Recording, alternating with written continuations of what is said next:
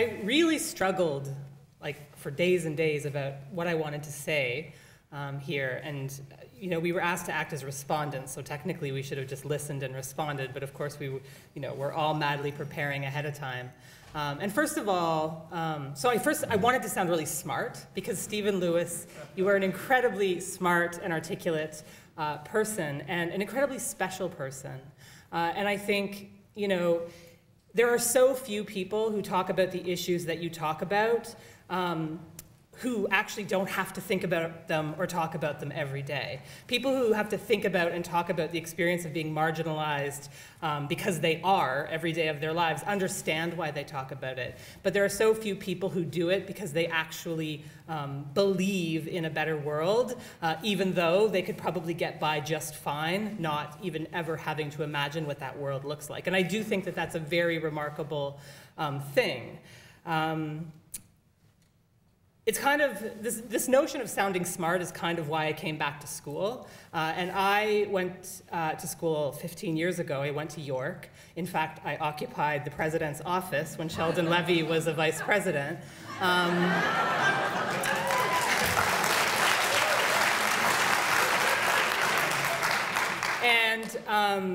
And I left before I completed my degree, and I've worked for the last 12 years in the community sector, and I work within the psychiatric survivor community, a community that is very personal to me. And I decided to come back to school because I wanted to sound smart, and because I wanted to try to make sense of the world, and I think that being in a university helps with that. Being able to think and write and critique and try to make sense of the emotions that you feel living in a world that is so unjust. But in some ways, just existing in an environment where you're allowed to do that is it's cold comfort in some ways. There has to be more than that. And that's why I'm so inspired by the Occupy movement. Poverty is soul-destroying. And I've been poor, and I know, but it's also the fear of being poor that I think is really soul-destroying. And I think that is something that so many of us, even those who have never been poor, think about all of the time. And I'm really interested in this whole idea of the fear of being poor that I think motivates so many of us to be so awful towards one another. The ways in which we scapegoat one another. And I've stopped reading the comments to, you go online and you read an article and then there's all those comments after. And they're always so awful. And I wonder why is it always just the awful people that read that comment? And is it just the awful people that comment and we're all reading them being like, why are people so awful? I don't know whether we're supposed to comment more or whether we're trying to figure out why those awful people comment so much. But the way in which we scapegoat, and the very obvious ways that we pick the people in the world that are to blame for all of the reasons why we're poor, that we struggle, and we know the list: newcomers, single moms, people on assistance.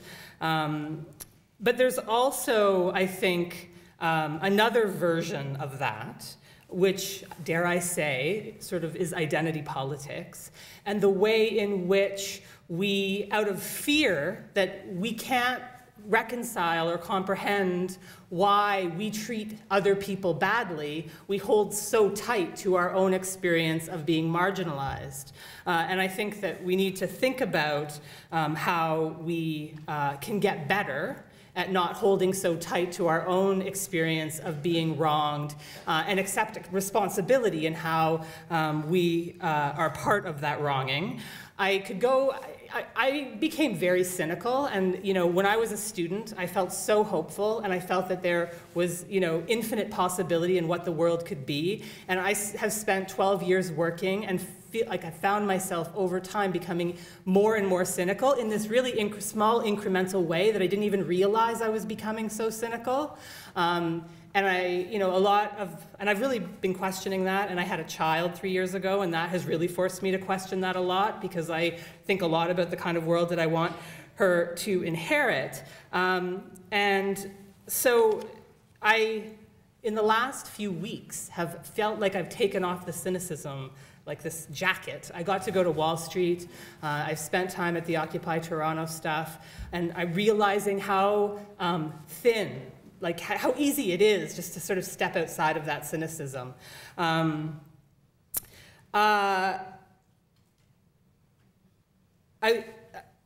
don't have much time. There's a couple things I want to say. There's a million things I want to say. But I want to say something to the people participating in Occupy Toronto, and including myself. We can't underestimate the importance of having conversations with people and talking to people about how they experience the world. And one of the things I've really noticed in both the Occupy Wall Street and the Occupy Toronto movement is the extent to which we ask people to participate in our movement without actually having the kinds of conversations that let people understand why it is that we take the position that we do. And when I had many conversations when I was in New York and also when I was in Toronto with people who are just standing on the sidelines, right? So I've been on a couple marches, and there's all these people lining the sidewalks, and everyone is yelling, come join us, this is for you, right? And I think that we have to do more than just say to people, come join us, this is for you. We have to tell them why. We have to have those conversations about why is it that there's such a thing as the 99% and the 1%, because it really doesn't take a long conversation to have people buy into that concept, because 99% actually experience it and live it every day. And so even though we can have a movement that doesn't have demands, that movement has a responsibility to have conversations with as many people as they can possibly have conversations with about why this is in their best interest, and why the life that we are told is in our interest, in fact, is not in our interest at all. Because it's not going to take years to get to that place. It is going to take sentences. It is like, you know, floodgates opening. And I also want us to remember that we are standing on the shoulders of giants in many ways. There are many people that came before us who have fought these fights, who have a lot to offer and to give us in terms of answers to the way forward. And we need to recognize the fact that this is not a starting place, that we've been fighting this for years, generations, and that we will continue to fight it to the point where we no longer have to fight it anymore. And I believe, really, I believe it because I have to believe it, because I've realized, and I mean, maybe I just was missing something, but I've realized that reimagining social justice, you have to believe that a better world is possible. Your starting place has to be that we are capable of fundamental social change. And if that is your starting place, the rest will follow. I really believe the rest will follow. And the last thing I want to say is that, you know, universities have, along the lines of all of the other institutions that we live under, have become businesses. And even though there is amazing work and amazing progressive people that exist within universities, if our starting place is social justice, we need to change the way in which academic institutions think of themselves and how they can play a role in moving this movement forward, because we should not see ourselves on the sideline. We should see ourselves as part of the movement. And if we can use the power of those institutions to propel this movement, then we'll just get there faster.